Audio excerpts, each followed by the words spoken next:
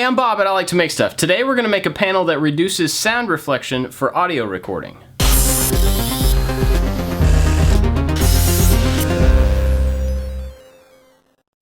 I want to say a special thank you to Johns-Manville for sponsoring this video. They asked me to make a project using insulation, and I didn't really have any reason to use insulation until I realized that it wasn't only for thermal use, but also for sound control. So in a minute I'll explain what this actually does, but first let me show you how to make it.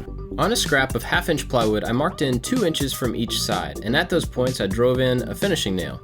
I used a flexible veneer, but you could use anything flexible here to make an arc between those 2 points. Again, I measured 2 inches over from the line that I'd drawn and made marks all the way around the arc. I connected these dots to get a matching line to the previous arc that I'd drawn that was 2 inches away from the first line.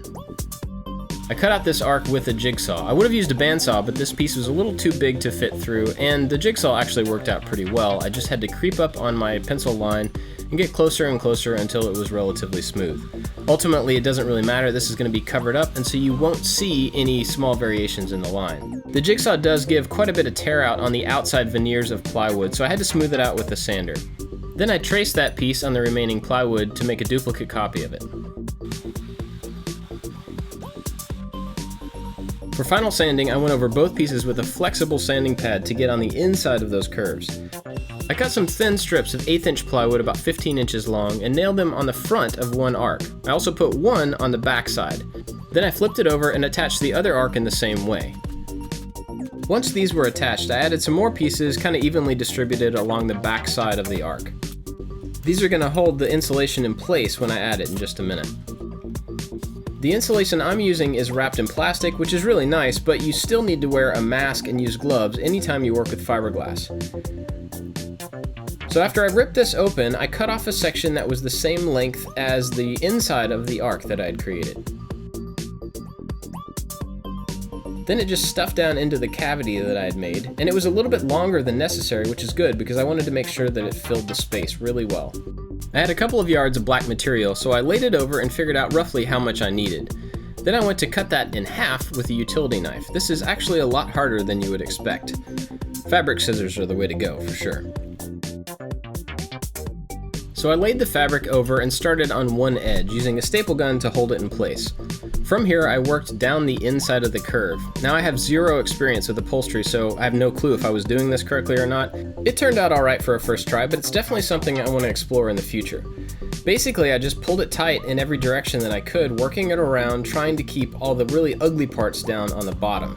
That's where I put the final pieces and cut off the excess that was hanging over. It was all on the bottom side, so you wouldn't see it when it was all finished. There was still one outside edge that needed to be trimmed off, and so I tried my best to fold it over and staple it, but there were still staples showing. That's just kind of the way it was going to go for this one. So with the fabric all done, I put a piece of angle aluminum across at 8 inches back from each edge. Then I made a mark as to where to cut it. I can just cut it on the miter saw. I marked the center point of this metal and then 2 inches in from each side and made some marks for some screws. I used a step bit to make the biggest hole I could make down in the center, and then some small holes on the sides that would fit drywall screws. Then I measured 8 inches back again and screwed it into place.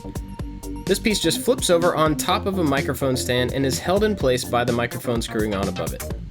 Okay, so what does this thing actually do? This is not a recording booth. It's not going to stop sound from coming in from all these different directions, but if you're recording vocals of any kind and you're speaking towards a mic, some of that sound is going to go past the mic, hit the surface behind it, and come back. So if you're up against a wall or in a room and you're singing or talking that direction, it's going to come back and hit the back of the mic just a little bit spaced out in time. Then you're going to get something called phasing, where you actually have the same sound hitting the microphone not quite at the same time, and it sounds kind of weird. So this is a way for you to stop those sounds from being able to go past and hit a surface and reflect back.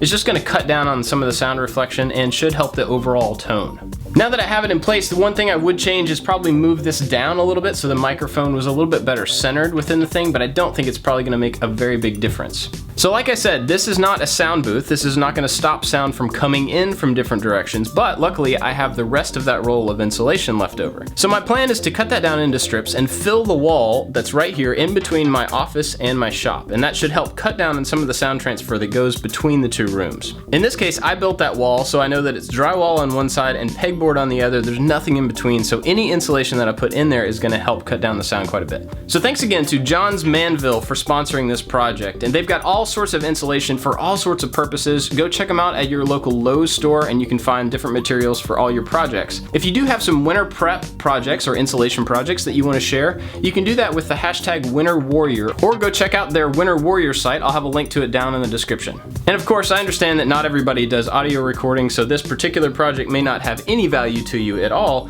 Think about the fact that you probably do have kids or dogs or tools or something that make noise, and you may not want that noise to transfer to all your different rooms of your house. So you may want to think about insulating between some of those spaces using some of this sound control insulation.